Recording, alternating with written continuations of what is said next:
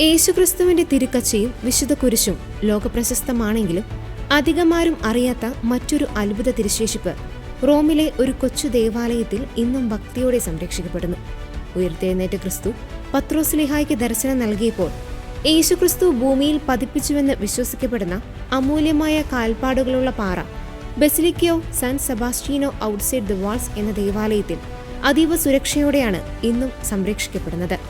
Saint Michael ആർക്കാഞ്ചല സഭയിലെ വൈദികരാണ് നിലവിൽ ഈ പള്ളിയുടെ ശുശ്രൂഷകൾക്ക് നേതൃത്വം നൽകുന്നത്.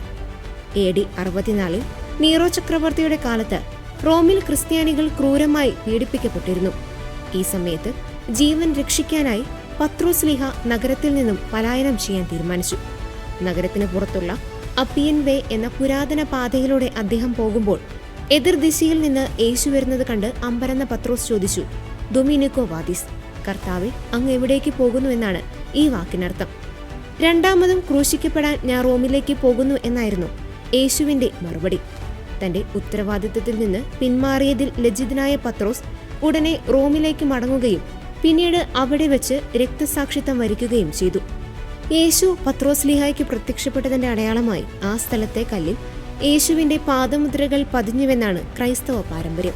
യേശുവിന്റെ പാദങ്ങൾ പതിഞ്ഞ ആ പാറയുടെ ഒരു പകർപ്പ് ഇന്ന് റോമിലെ church of saint Mary in Palmis പള്ളിയിൽ പ്രദർശിപ്പിച്ചിട്ടുണ്ട്.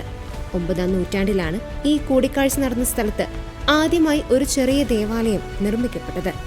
1637 ഇത് പുനരുദ്ധരിക്കപ്പെട്ടു. Church of saint Mary in Palmis എന്നാണ് ഇതിന്റെ ഔദ്യോഗിക നാമം. പാൽമീസ് എന്ന ലാറ്റിൻ വാക്കിന്റെ അർത്ഥം പാദത്തിന്റെ ഉള്ളം എന്നാണ്. പള്ളിയുടെ മുൻഭാഗത്ത് ദൊമിനിക്കോ വാദിസ് എന്ന് വലിയ അക്ഷരത്തിൽ രേഖപ്പെടുത്തിയിട്ടുണ്ട്. വെളുത്ത മാർബിൾ കല്ലിലാണ് ഈ പാദമുദ്രകൾ കാണപ്പെടുന്നത്.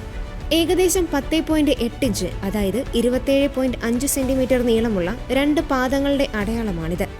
1845 വരെ ഈ പള്ളിയുടെ കവാടത്തിന് മുകളിൽ ഗ്രിഗറി 16 മാർപ്പാപ്പ സ്ഥാപിച്ച ഒരു ലിഖിതം ഉണ്ടായിരുന്നു. വിശ്വാസികളെ സംബന്ധിച്ചിടത്തോളം ഈ കാൽപ്പാടുകൾ കേവലം ഒരു ചരിത്രരേഖയല്ല, മറിച്ച് കഷ്ടപ്പാടുകളുടെ കാലത്ത് വിശ്വാസികളെ തേടിവരുന്ന ദൈവസ്നേഹത്തിന്റെയും പത്രോസ്ലീഹായുടെ മാനസാന്തരത്തിന്റെയും വലിയൊരു അടയാളമാണ്.